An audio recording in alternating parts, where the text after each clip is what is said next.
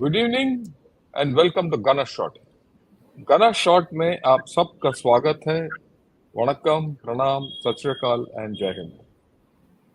आज हम ये थिएटराइजेशन और जॉइंट थिएटर्स और हायर डिफेंस ऑर्गेनाइजेशन का तीसरा वीडियो देखेंगे। और इस तीसरा वीडियो में हम देखेंगे command and control of joint theatres, right. और इसके लिए मेरे साथ हैं जनरल सतीश दुआ। General Satish Dua, welcome to today evenings discussion. जय हिंद सर, जय Hind and thank you.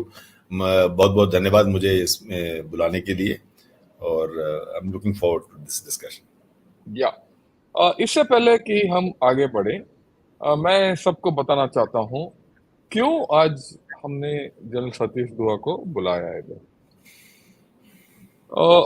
General Satish दुआ was probably the last CISC, am I right? No, After there this, were there one was other, an after me also, but they were changing okay, fast. one other, right?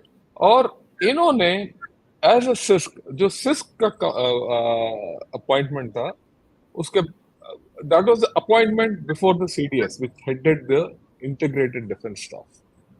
और as a six इन्होंने पूरा जो CDS का role क्या होगा, उनका क्या responsibility होगा, उनका क्या कमांड एंड कंट्रोल स्ट्रक्चर होगा, हायर डिफेंस ऑर्गेनाइजेशन कैसे काम करेगा, प्रधानमंत्री से लेकर cabinet committee of security, cabinet committee of political affairs और एमओडी, और एमओडी से नीचे कैसे ये हुक्म पास किए जाएंगे, कैसे निर्णय लिया जाएगा कि देश लड़ाई के लिए जाना है या नहीं जाना, अगर लड़ाई का हालत है तो उसको क्या कैसे करना, ये सब लिखा होता है, राइट। सोच विचार होता है, उसका सोच विचार जनरल दुआ ने काफी किया है, राइट।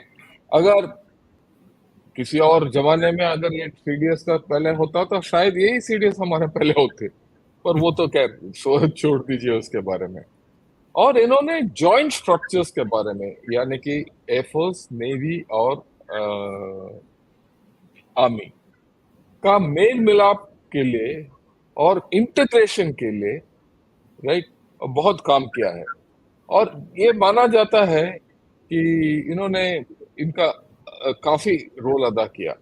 और मैं देख रहा हूं कि आज उस रोल अदा करने के लिए इनका लिबास ही ऐसा ही है। और मैं इनसे पहले पूछना चाहता हूं, क्या आपने ये जानबूझकर पर्पल कलर का शर्ट पहन के आए? अगर बेशक, बिल्कुल बिल्कुल बिल्कुल, मैं बिल्कुल स्पेसिफिकली इसलिए पर्पल कलर का शर्ट पहन के आया हूँ क्योंकि ये जॉइंटनेस और इंटीग्रेशन, तीनों सर्विसेज के जॉइंटनेस और इंटीग्रेशन का मसला है। और अगर आपकी इजाजत हो तो मैं बताना चाहता हूँ लूंगा। इट्स एक फन फैक्ट है, ये जानना भी जरूरी है हमारे व्यूअर्स के लिए कि पर्पल क्यों। देखिए, पर्पल जॉइंटनेस का, इंटीग्रेशन का, आर्म फोर्सेस के इंटीग्रेशन का पर्पल कलर है। सिर्फ भारत में नहीं, द वर्ल्ड ओवर, पूरे विश्व में यही कलर है। अमेरिका में जो वुंड मेडल है तीनों, आर्मी, नेवी, एयरफोर्स, मरीन, सबका, वो है पर्पल हार्ट्स। हमारा परमवीर चक्र का जो रिबन है, एक प्लेन पर्पल रिबन है, कोई लाइन नहीं, कुछ नहीं, एक प्लेन पर्पल रिबन। और पर्पल कलर ऑफ जॉइंटनेस है। जब मैं चीफ ऑफ आईडीएस था तो मैंने अपनी टाई का कलर चेंज कर दिया। आईडीएस की टाई हमने पर्पल कलर की बनाई अपने एम्बलम के साथ। तो आखिर में मैं सिर्फ ये बता के ये बात खत्म करना चाहूंगा कि पर्पल क्यों, मतलब why is purple the colour of integration and world over. Purple इसलिए कि अगर आप तीनों फोर्सेस, आर्मी, नेवी, एयरफोर्स, उनके रंग को एक एक ड्रॉप मिलाएं, अगर आप डाल के देखें तो वो तीनों मिलाकर पर्पल रंग बन जाएगा। अब कई लोग बोलते हैं कि आर्मी का ग्रीन मिलाओगे तो पर्पल कैसे बनेगा। आर्मी का रंग ग्रीन नहीं है, आर्मी का रंग रेड है, ब्लड, लाल ब्लड रेड, ब्लड रेड, तो लाल है, खून के रंग से लिया गया। तो और नेवी का डार्क ब्लू है, यानी समुद्र का रंग, और एयरफोर्स का लाइट ब्लू, हल्का नीला रंग। तो ये तीनों अगर आप मिलाते हैं तो पर्पल बनता है। इसीलिए ये विश्व में हर देश में पर्पल जो है जॉइंटनेस का, तीनों सर्विसेज के बीच के समन्वय का रंग पर्पल है, इसीलिए आज मैंने पर्पल शर्ट पहनी हुई है। बहुत अच्छी बात है, and it's a great symbolic thing which you have done, how to make Indian armed forces purple, right. Purple होना, बोलना आसान है, ये सब कुछ आसान है, पर इसको समझना थोड़ा मुश्किल है, और आम समझ बूझ इसके बारे में बहुत कम है। कोई बोलता है थिएटर्स, थिएटर्स के बारे में हमने 2 बार कर लिया, जॉइंटनेस के बारे में भी हमने 2 किस्से कर लिया, एक जनरल नारायणन के साथ और एक जनरल अपना एयर मार्शल सचदेवा के साथ। पर आज हम देखेंगे, हमने सोच तय कर लिया कि थिएटर्स क्या होंगे, कि नॉर्दर्न थिएटर एक होगा, एक वेस्टर्न थिएटर होगा, एक मैरीटाइम थिएटर होगा, ये तो हर अखबार में आया है। पर ये थिएटर के ऊपर क्या आकार होगा, अगर कल के दिन लड़ाई छिड़ गया तो उसको ऑर्गेनाइजेशन क्या होगा, क्या होता है और क्या होगा आगे, ये इंपॉर्टेंट है। क्योंकि अगर इसमें अगर हम गलती करेंगे तो हम ठीक लड़ नहीं पाएंगे। तो पहले बार आपसे ये विनती करना चाहता हूँ, I would like to request you at the outset, could you explain to all those who are seeing in बहुत सरल तरीके से, as simple as you can, what is the higher defense organization in our country? What is this thing called CCS? CCS क्या होता है? वो कोई बोलता है कोर्स करेक्शन फ्यूज भी हो सकता है वो, या CCPA क्या होता है, ठीक है ना? या ये जो जार्गन, so that the आम आदमी understands, can you please give us overview? उसके बाद हम जाएंगे कमांड एंड कंट्रोल और बियॉन्ड थिएटर्स वगैरह वगैरह में। Right, thank you. देखिए, सबसे हमारे देश के नेशनल लेवल पे जो सबसे हाईएस्ट ऑर्गेनाइजेशन है सिक्योरिटी के मामले में, वो आपने CCPA का नाम लिया, CCS का नाम लिया, मैं उसके बारे में बताऊंगा। ये 80s में CCPA होता था, cabinet committee on political affairs, लेकिन अब आजकल वो CCPA बंद हो गया है। सिक्योरिटी जो है वो cabinet committee of security on security, अब वो ज्यादा फोकस्ड है, वो पॉलिटिकल अफेयर्स इसमें बिल्कुल नहीं है, इसमें सिर्फ सिक्योरिटी का मसला आता है। और इसमें इसके मेंबर्स कौन है? अध्यक्षता प्रधानमंत्री की होती है, और इसमें मुख्य तौर पे 4 मंत्री होते हैं। रक्षा मंत्री, सिक्योरिटी का मामला है, गृह मंत्री, गृह इंटरनल सिक्योरिटी भी उसमें होती है, विदेश मंत्री, फॉरेन मिनिस्टर, क्योंकि डिप्लोमेसी आजकल जैसे सब जानते हैं एक बहुत महत्वपूर्ण अंग है हमारी सिक्योरिटी के लिहाज से। बल्कि हमें कई जगहों पे तो देखना पड़ता है कि सिक्योरिटी को हम मतलब मिलिट्री तरीके से तय करेंगे या इसका प्रेशर हम डिप्लोमेटिक लिवरेजेस से डालेंगे, कई ऐसे मुद्दे आते हैं या देश हालात आते हैं। और चौथा वित्त मंत्री यानी फाइनेंस मिनिस्टर। तो ये 4 मिनिस्टर्स प्रधानमंत्री की अध्यक्षता में, ये बस इतने ही हैं, और ये कुल मिला के बनता है कैबिनेट कमेटी ऑन सिक्योरिटी। तो ये सबसे हाईएस्ट अंग है, बॉडी है, ऑर्गेनाइजेशन है। इसके नीचे आती है national security council. National security council क्या है? नेशनल सिक्योरिटी काउंसिल जो है अब वो हो गया मंत्री लेवल पे, लेकिन अब कुछ एक्सपर्ट्स चाहिए। ये जितने भी 4 मैंने 5 गिनाए, ये सब पॉलिटिकल पर्सनालिटीज हैं, ये इलेक्शन के चुनाव से आते हैं, इनको एक्सपर्टीज नहीं है। धीरे धीरे एक्सपीरियंस हो जाता है, लेकिन एक्सपर्टीज नहीं है। अभी हमें एक्सपर्ट्स चाहिए, तो नेशनल सिक्योरिटी एडवाइजर शामिल हो जाता है। वो ये चारों जरूर होते हैं उस नेशनल सिक्योरिटी काउंसिल में, लेकिन इसमें नेशनल सिक्योरिटी एडवाइजर शामिल हो जाता है, और उसमें शामिल होता है नीति आयोग का चेयरमैन नीति आयोग। इसके अलावा उसमें इनवाइट किए जा सकते हैं केस बाय केस मेरिट पर, यानी जिस मुद्दे पे चर्चा हो रही हो उसके हिसाब से और डिग्निटरी इनवाइट किए जा सकते हैं। मान लीजिए अगर चर्चा किसी विदेशी ताकतों से लड़ाई की है या सिक्योरिटी का मसला है, तो उसमें सीडीएस या आर्मी चीफ या तीनों आर्मी, नेवी, एयरफोर्स चीफ बुलाए जा सकते हैं। वो इनवाइटेड होते हैं उस मुद्दे की डिस्कशन के लिए। उसी प्रकार अगर मान लीजिए अगर नक्सलवादी अंदरूनी मसले का मामला है, तो शायद सीआरपीएफ या और बीएसएफ या और कोई भी फोर्सेस जो उसको टैकल कर रही हो, तो उसमें गृह मंत्री के साथ साथ वो भी हो सकते हैं। तो ये है national security council. National security council में एक नेशनल सिक्योरिटी काउंसिल सेक्रेटेरिएट होता है। अब उसके विश्लेषण डिटेल में मैं नहीं करूंगा, मतलब उसकी डिटेल ऑर्गेनाइजेशन, लेकिन वो एक बड़ी इंपॉर्टेंट और पोर्टेंट बॉडी है। उसके पास 4 उसमें एनएसए के अधीन होता है, लेकिन उसमें 4 एनएसए होते हैं। एक मिलिट्री एडवाइजर भी होता है, एक डिप्लोमेटिक एडवाइजर होता है, एक किसी पुलिस फोर्स का एडवाइजर। तो मतलब डिटेल में ना जाते हुए, लेकिन वो एक बड़ी ऐसी बॉडी है जो फंक्शनल लेवल पे काफी चीजों का तालमेल करती है। National security council secretariat. और दूसरी तरफ आता है एमओडी, रक्षा मंत्रालय, मिनिस्ट्री ऑफ डिफेंस। उसके बारे में हम डिटेल में चर्चा करने ही वाले हैं इसमें, और हम उसके बारे में बाद में बात करेंगे। जो मिनिस्ट्री ऑफ डिफेंस के अधीन जो फोर्सेस हैं, उनका समन्वय कैसे होगा, उनका इंटीग्रेशन कैसे होगा, अभी जो आजकल प्रोसेस चल रहा है वो तो हम डिस्कस करने वाले हैं। तो ये है मोटे तौर पे हायर लेवल की defence organisation.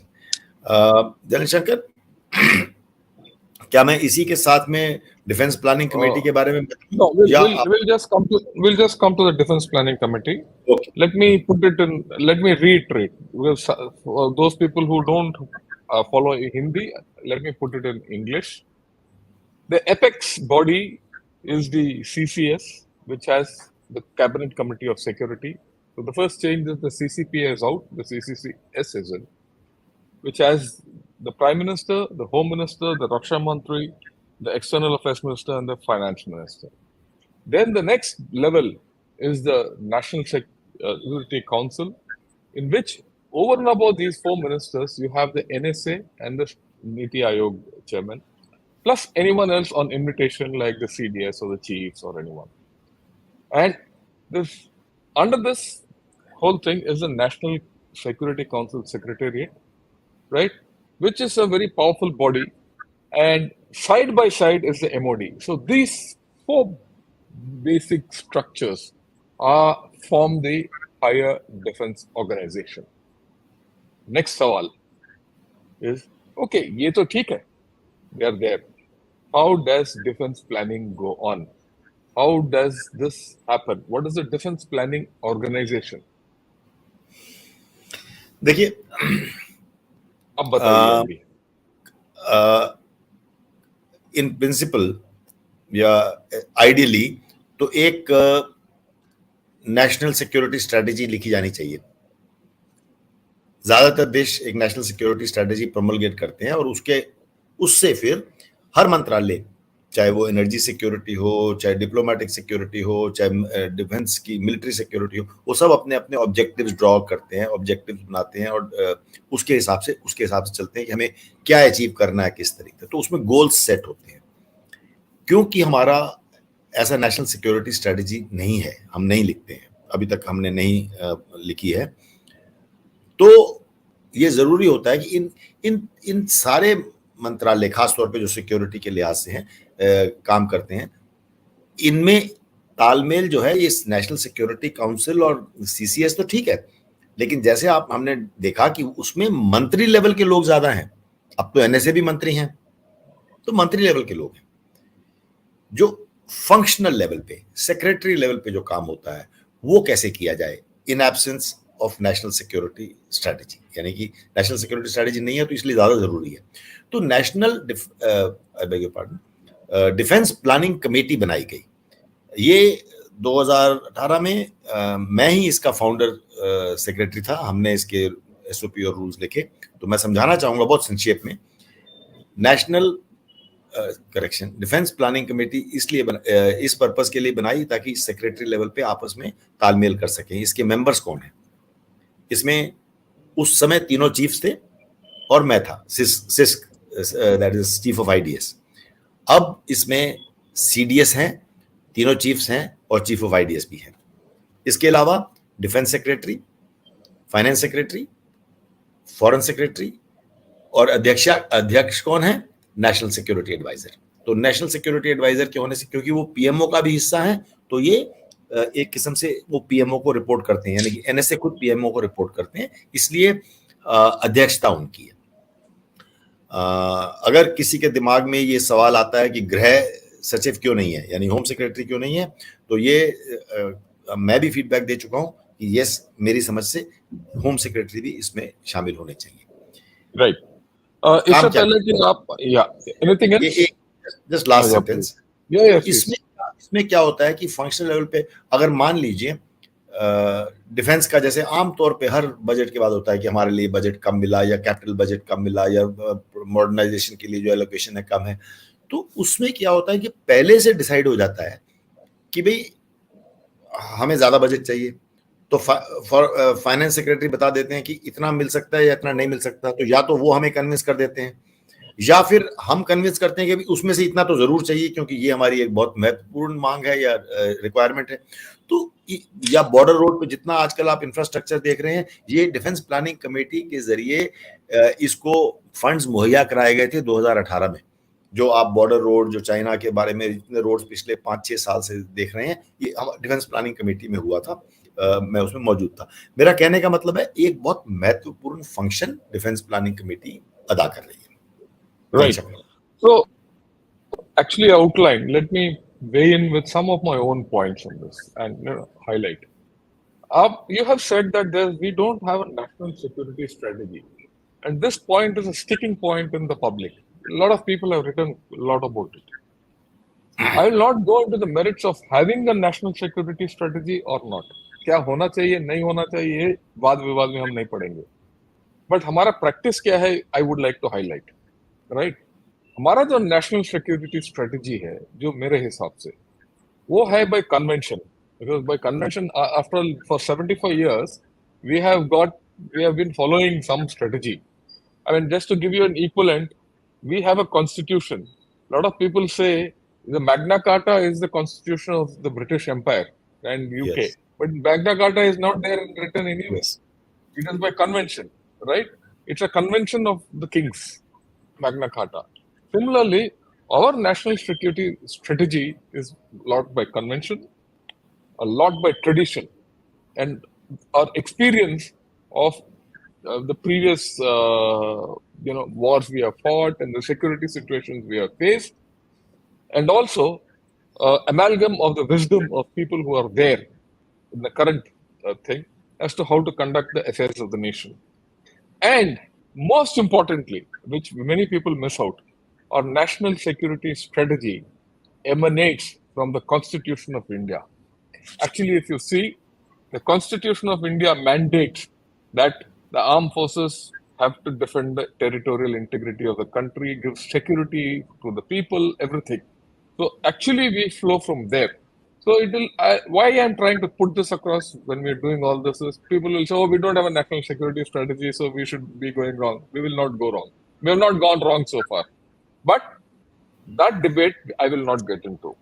Then the importance of the Defense Planning Committee with General Satish Doha जो उन्होंने बताया है, ये एक functional committee है जो which plans for the permanent aspects of defense and the long-term issues of defense. As of course, it also caters for emergent situations. It is thing, but this is a standing committee which has a long-term commitment for the defense of the country. It has to plan for defense, and defense planning, जैसे इन्होंने बताया, like roads and all, it doesn't happen overnight.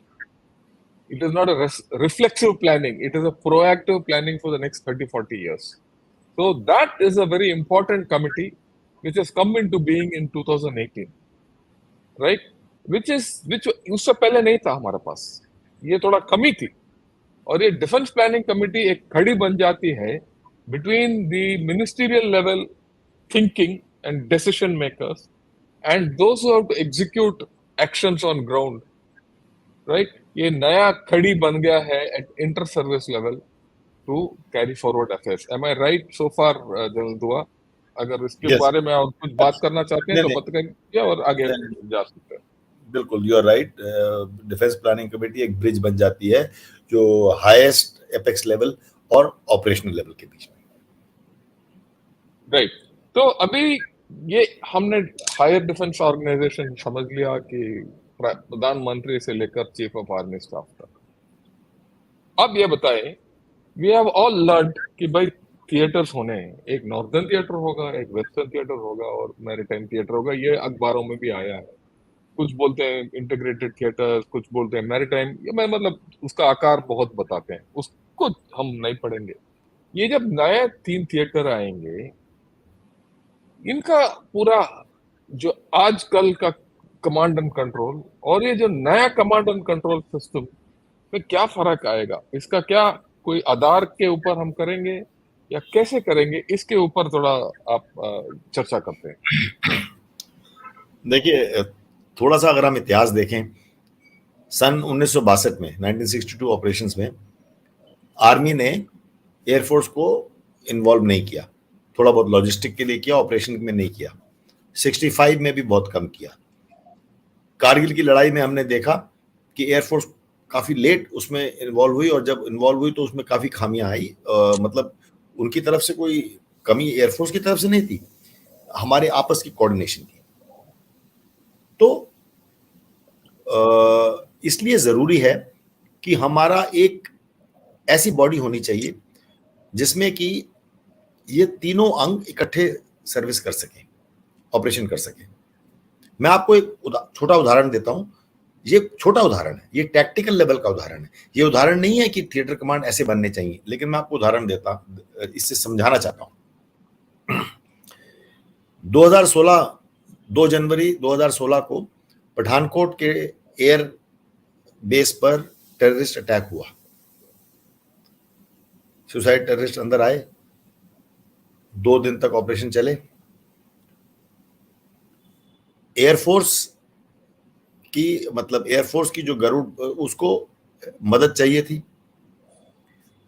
Air force base की boundary wall के runway के उस तरफ army की एक डिवीजन और एक ब्रिगेड डिप्लॉयड है, बैरक में रहते हैं। उनको सिर्फ दीवार कूद के आना था और यहां पर वो टेररिस्ट को सॉर्ट आउट करते। लेकिन यहां से रिपोर्ट गई दिल्ली से एनएसजी आ गई उधर, और फिर उसके बाद वो 2 दिन तक लड़ाई चलती रही। मेरा कहने का मतलब, अगर वहां का एक थिएटर कमांडर होता, वो आर्मी भी उसके अधीन होती, एयरफोर्स भी उसके अधीन होती। इस इलाके में नेवी नहीं है, अगर मान लो नेवी भी होती, तो उसको किसी से पूछने की जरूरत नहीं थी। वो आते और बहुत जल्दी ऑपरेशन समाप्त हो जाते। तो मेरा उदाहरण का मकसद ये था कि थिएटर कमांड ऐसा बनेगा, या विश्व में दूसरे देशों में जहां जहां पर है, वो थिएटर कमांड में, एक ही थिएटर कमांड में सभी अंग, आर्मी, नेवी, एयरफोर्स, अमेरिका में तो मरीन अलग से है, तो मरीन या और कोई भी, जैसे उसके अंदर थोड़ा बहुत डिप्लोमेटिक अगर इनपुट चाहिए तो 1-2 डिप्लोमेट पोस्टिंग होंगी। यानी ये सब चीजें वो एक ही थिएटर कमांडर के अधीन होंगी।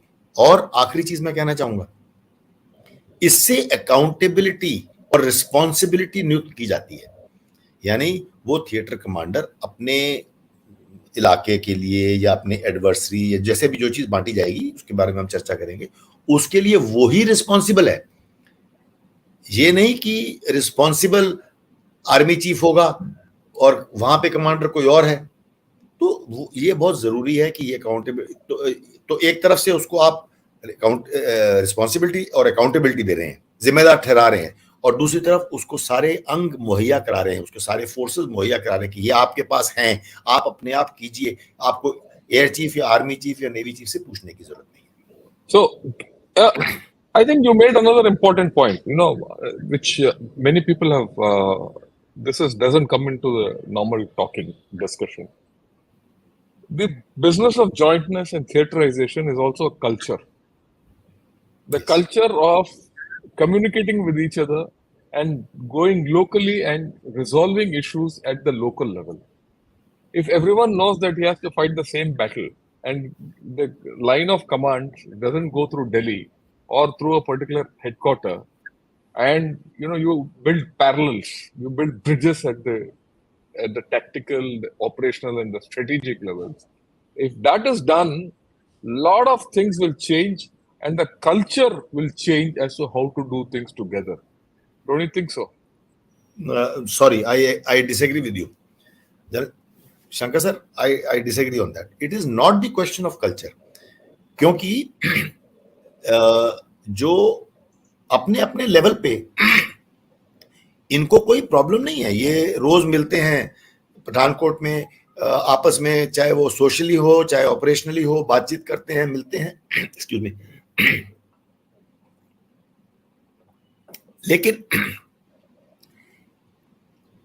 लेकिन उसका एक लाइन ऑफ कमांड है। लाइन ऑफ कमांड मैंडेट करती है कि वो इजाजत लें एयर हेडक्वार्टर से। जैसे आपको मैं बताना चाहूँ, जैसे मैं कोर कमांडर था कश्मीर में, हमारे पास एक advance headquarter, No, I agree with you. When I say, यानी कि वो चाहते हुए भी नहीं कर सकते हैं कि हम इनसे मदद मांग लेंगे। I agree. No. What you're saying, I agree with you completely that they can't do it and there's a mandate and all that. But when you put theater commands, yes, thinking culture.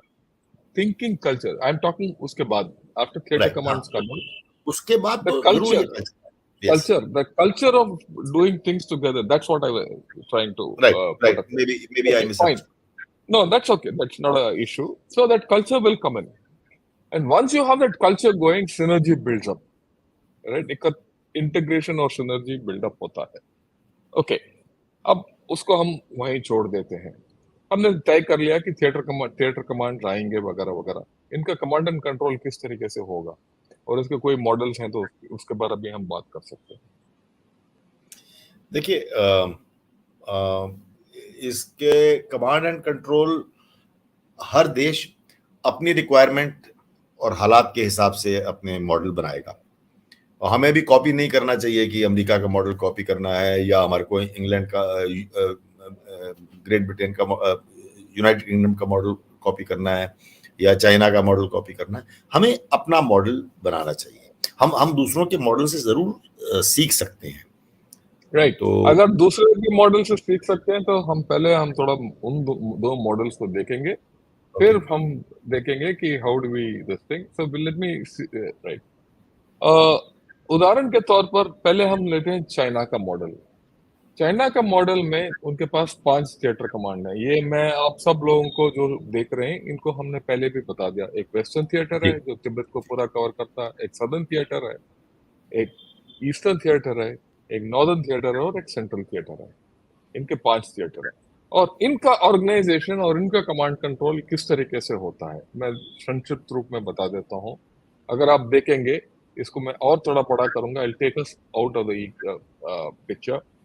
The highest body in China is the Central Military Commission headed by Xi Jinping. Right? It doesn't have a cabinet committee on security. It has got a Central Military Commission. Under the Central Military Commission, it has its own staff and all that, which organization is given. But if you see in the second tier, you see the theater commands. The 5 theater commands come under the Central Military Commission. Then, of course, you have the services and support forces, and you have paramilitary forces and all that on the side. But these 5 theater commands are under the Central Military Commission. Everyone else is feeding into and helping the theater commands or to function, and they carry out the operations.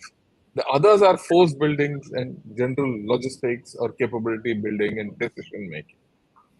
And in actual practice, these 5 theater commands are given direct orders by none other than Xi Jinping, and at best the vice chairman through the vice chairman.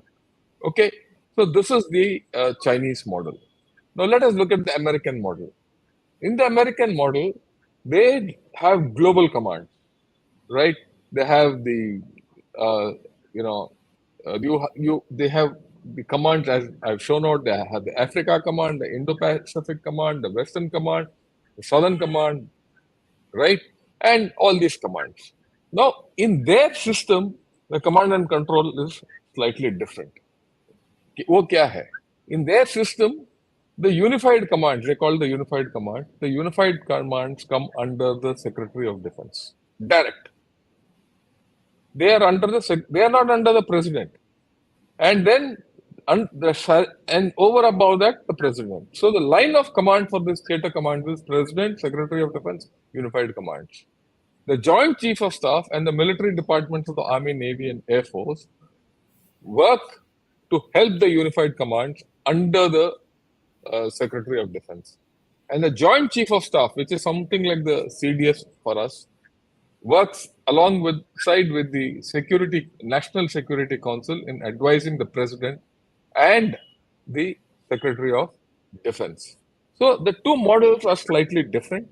There, the theater commands are under the Central Military Commission in China and under Xi Jinping and the Vice Chairman direct. Right? Here also they are direct, but under the Unified Commands are under the Secretary of Defense and the President. In that command, the Secretary of Defense or the Vice Chairman in China is not in the line of command. It is the Chairman, Central Military Commission. The Chinese don't have someone like the Joint Chief of Staff who is in an advisory role, right? But in here, there is a Joint Chief of Staff, the Army Chief, the Navy Chief, and the Air Force Chief, and the Marine Chief come like this under the Chairman, Joint Chief of Staff for many issues, in fact, for most issues, right? And they give advice. The Joint Chief of Staff Committee, it's called the Joint Chief of Staff Committee, gives advice to the President and the Secretary of Defense and alongside with the National Security Council. So there's a subtle difference. ये दोनों चीज को देखते हुए, my question is, how do you visualize the command and control in our case panning out, or what are the options we have? Of course, we can always say we have the Chinese option and the American option, but हमारा भी खुद का कुछ experience है, हमारा भी कुछ tradition है. इसके लिए ऐसे से how do you think our thing will pan out? देखिए, पहले तो मेरी समझ से जो अमेरिकन मतलब कॉम्बिटेंट कमांड्स हैं, कॉम्बिटेंट कमांड जो हैं वो, जिनको आपने यूनिफाइड कमांड कहा, कॉम्बिटेंट कमांड जो हैं वो पूरे विश्व को कवर करते हैं. तो Africa command, central command, Indo Pacific, वो अलग. हम इंडिया उनके हिसाब से इंडो पैसिफिक कमांड में आता है. अब हमारे लिए वो commands, theatre command, unified command, combatant command, जो भी बोले, वो मॉडल लागू नहीं है, क्योंकि हमने पूरे विश्व को कवर नहीं करना है. चाइना की तरफ देखते हैं तो चाइना ने जो उनके east, west, north, south, central theatre हैं, ये थिएटर्स, हमारे थिएटर कुछ कुछ ऐसे होंगे, क्योंकि हम भी अपने देश के अंदर ही अपने थिएटर बनाएंगे. मसलन उदाहरण के तौर पे हम बना सकते हैं कि एक हमारा थिएटर चाइना के लिए, एक थिएटर पाकिस्तान के लिए, एक थिएटर मैरीटाइम के लिए. तो ऐसे अगर हम मान लीजिए अपने थिएटर बनाते हैं, तो लेकिन हम एक डेमोक्रेटिक कंट्री है, इंडिया एक डेमोक्रेटिक कंट्री है, तो जो कमांड कंट्रोल मॉडल है वो हमारे लिए, मेरे हिसाब से चाइना का कमांड कंट्रोल मॉडल हमारे को सूट नहीं करेगा. मिलिट्री कमीशन और वो बहुत ज्यादा सेंट्रलाइजेशन है उसमें.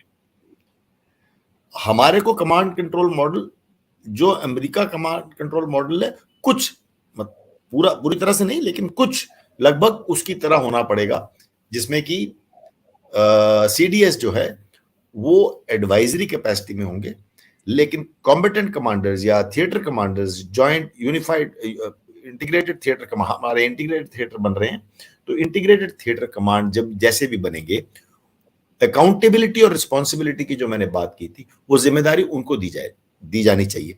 मेरी समझ से ऐसे प्लानिंग है कि उनको दी जानी है. डेमोक्रेसी में ये बहुत जरूरी होता है कि आप सारा कमांड एक के अंदर, एक ही आदमी में, एक ही सीडीएस है, जैसे इनका जो आपने स्लाइड दिखाई है, ये chairman joint chief of staff है, एक आदमी में सेंट्रलाइज नहीं करते.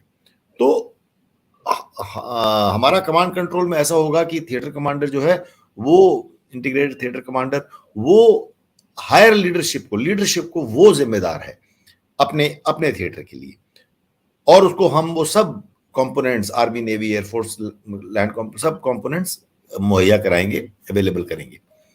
तो मोटे तौर पे मेरे हिसाब से हम इन दोनों मॉडल के बीच में अपना एक मॉडल चुनेंगे।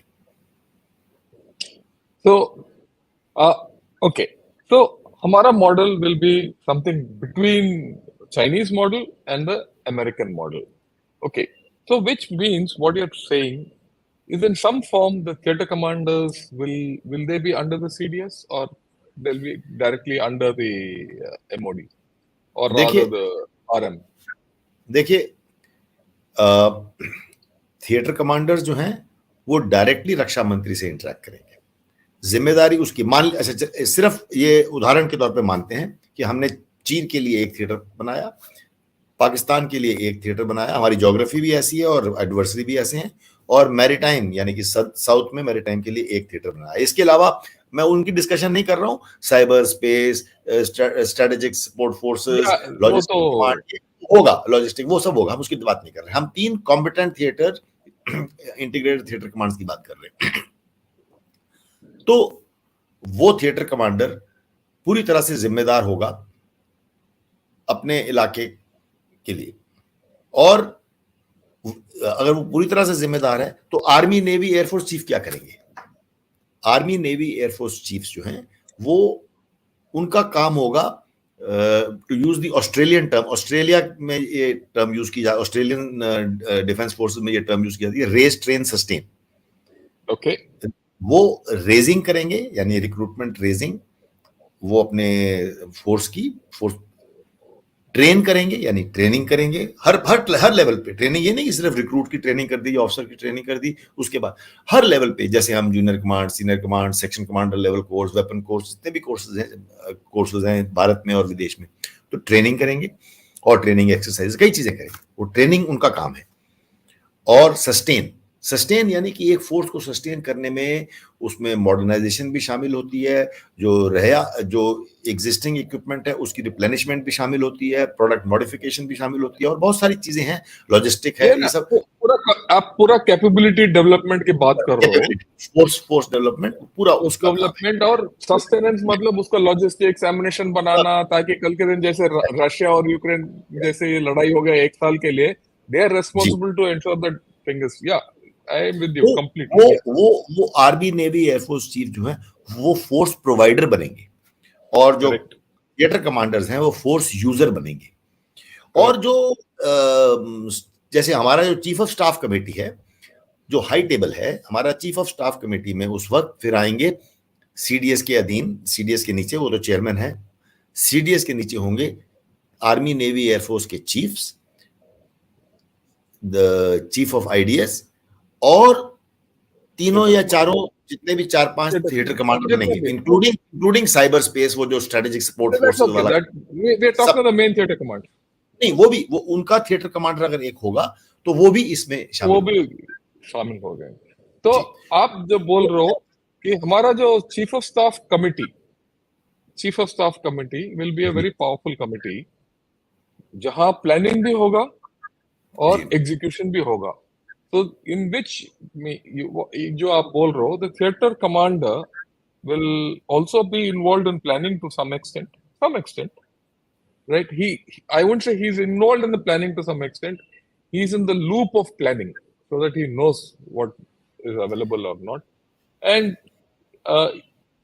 the Army, Navy, and the Air Force chiefs and the CDS, completely being force providers, still are in the picture of what is happening on ground. So you're looking at good integration at that level.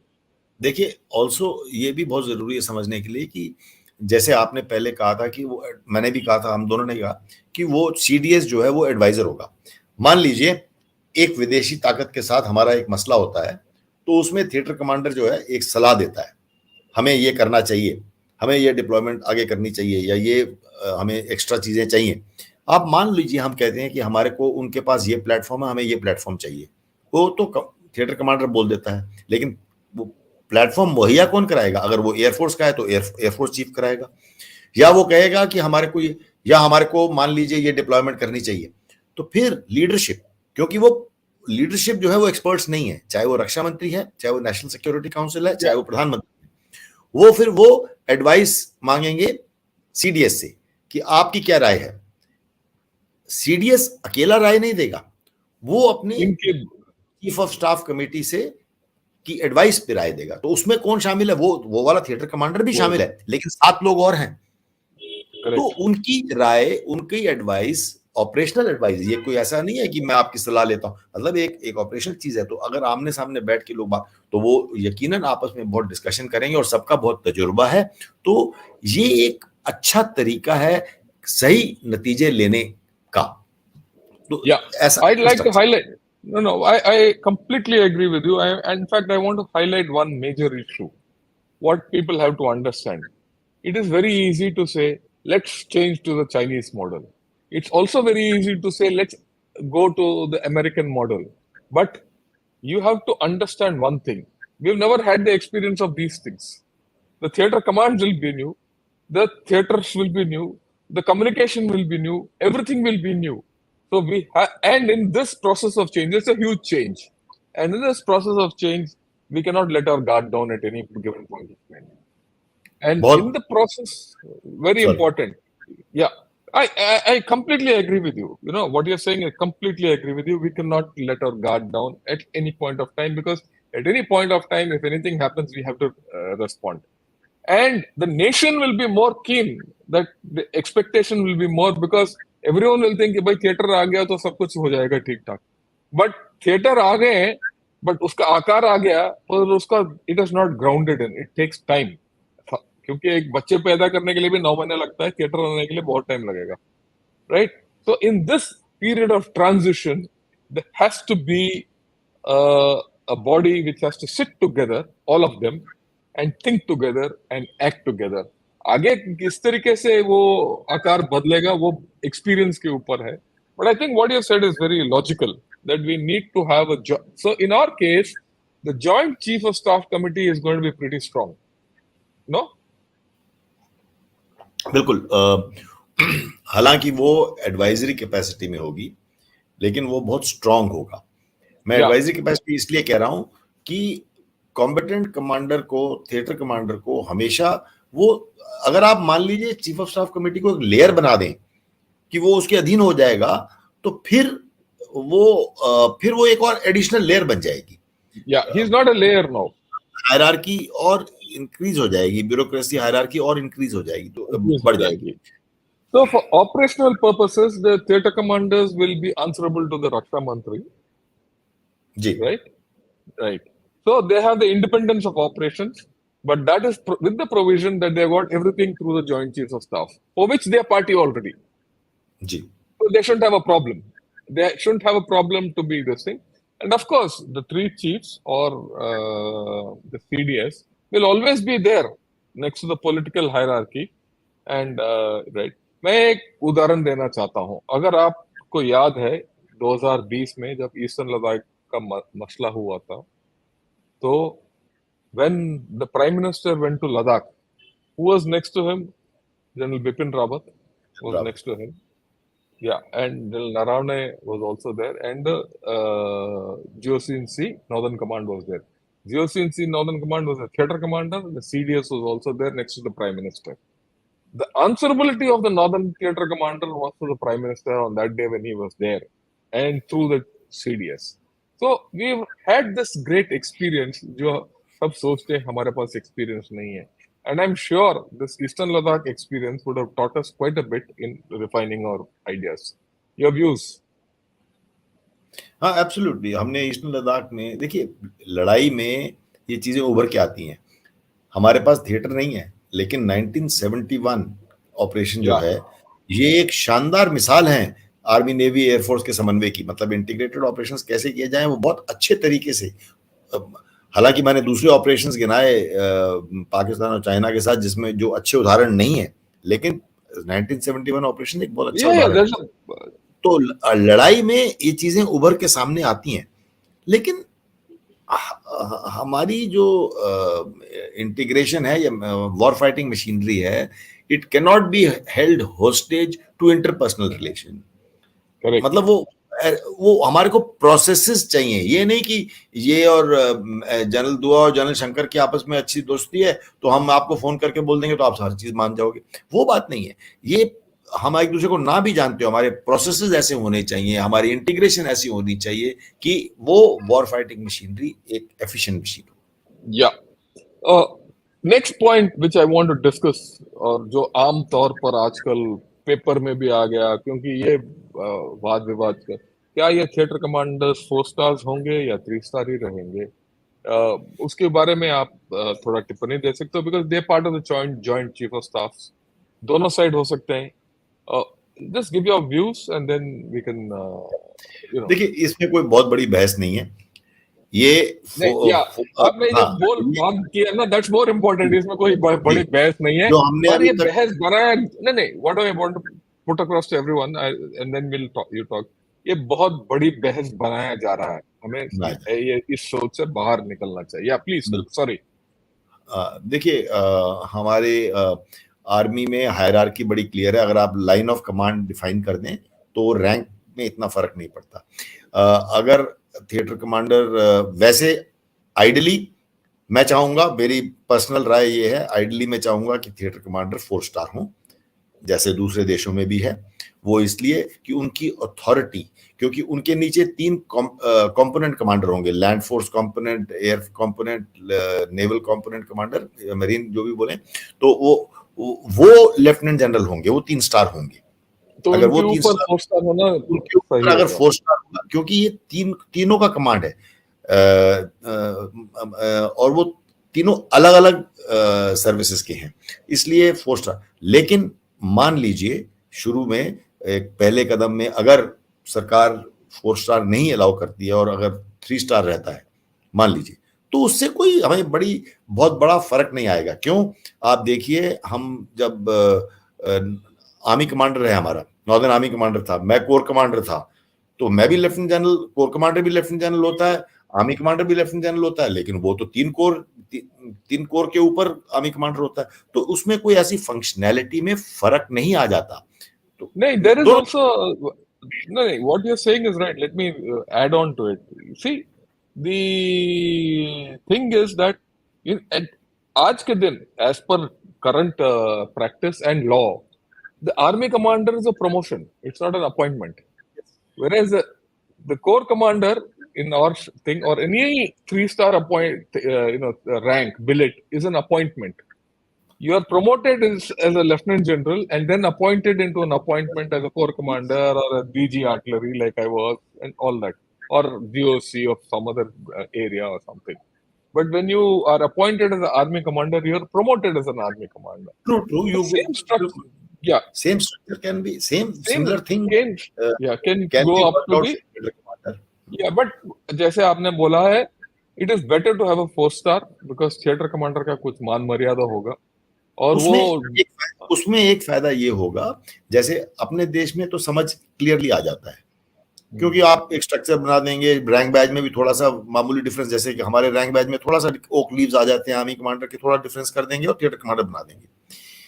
लेकिन जब आप कभी international meetings के लिए जाते हैं विदेश में, तब एक आप वहां पे देखेंगे theatre commander, Indo Pacific theatre commander जो है 4 स्टार है। हमारा थिएटर कमांडर, क्योंकि हमारा डीलिंग जो है अगर अमेरिका के साथ होगा तो इंडो पैसिफिक थिएटर कमांडर के साथ होता है, तो फिर हमारा थिएटर कमांडर 3 स्टार है। तो ये छोटी छोटी बातें हैं, ये हम देखते हैं, इसमें फर्क पड़ सकता है। मैं फंक्शनैलिटी में फर्क नहीं आएगा, लेकिन मेरी राय ये है कि 4 स्टार होना चाहिए। अगर 3 स्टार होगा भी तो उसमें हमें अंतर नहीं पड़ेगा फंक्शनैलिटी में। Yeah, I think we've think so. Important things. If I recap, is there any other issue you want to discuss, or should we wrap it up and take some questions? Yes, we can wrap it up. I can just add one sentence to my concluding comment is, जैसे आजकल warfare चलता जा रहा है, आजकल बहुत सारे sensors, shooter, platforms, कितने सारी चीजें बढ़ गई हैं। ये वो जमाना नहीं रहा कि सिर्फ टैंक हैं, सिर्फ फाइटर एयरक्राफ्ट, यहाँ भी ड्रोन्स हैं, ऑटोनोमस बॉडीज हैं, कितनी सारी ऐसी चीजें आ गई हैं। प्लस इनकी स्पीड बहुत तेज हो गई है, कंप्यूटराइजेशन की वजह से इन सब की स्पीड बहुत तेज है।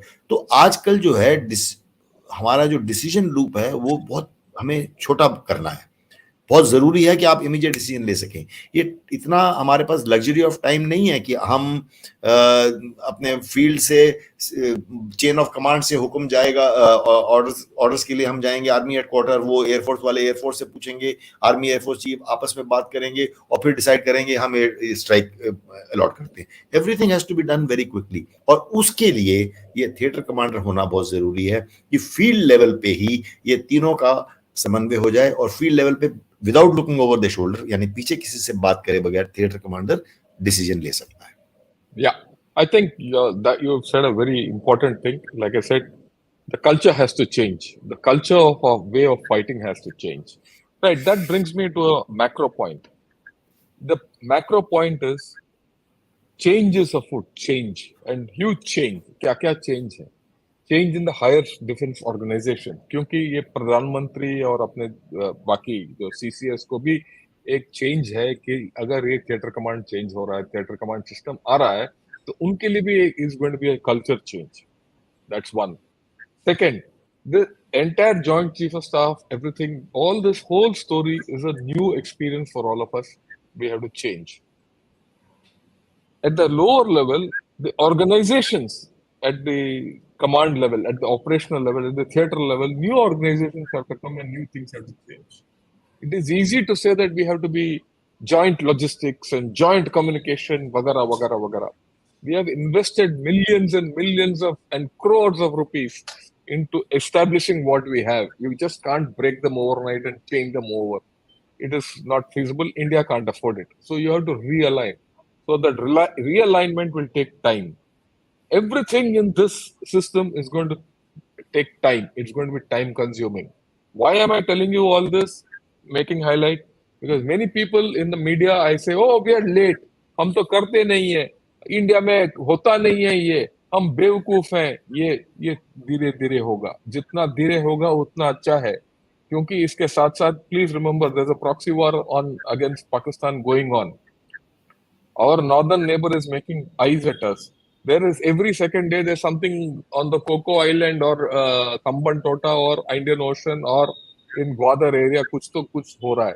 So all these three new theaters which are coming are going to have their hands full from day one, right? And all this, ek cheez I repeat, which cannot be slipped, is our national security. एक दिन भी उसमें आनाकानी नहीं हो सकता है. Okay, taking this into consideration, I think we have to be patient, we have to understand, and we have to get into the best organization which suits our existing culture.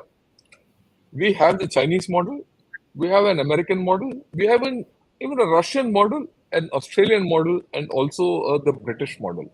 It's not as if we've just shown two models, but there are other models also. We need to evolve our own model. And I'm sure from what we can make out and what General Dua has so nicely, told us, because he's been in the know of things, that we are going in the right path. So we shouldn't doubt our seniors. We shouldn't doubt our political masters. The thing everyone says, oh यार इनको पता ही नहीं है, ऐसे बकवास कर रहे हैं. नहीं होता. Please don't fall in this trap. If you fall in this trap, we are doing disservice to all their things. Right? That's what I wanted to tell, and that's what this thing. And of course, the next talk I'm going to have is both of us we're going to have is how will the theater commands be organized? Right? We have now spoken of how will they be controlled, what will be their command and control structure. The next thing is how should a theater command be organized, and what are the issues at the theater level. We'll talk of it sometime later down the line. So can we take some questions at this point? Yeah. Yep. At the outset, I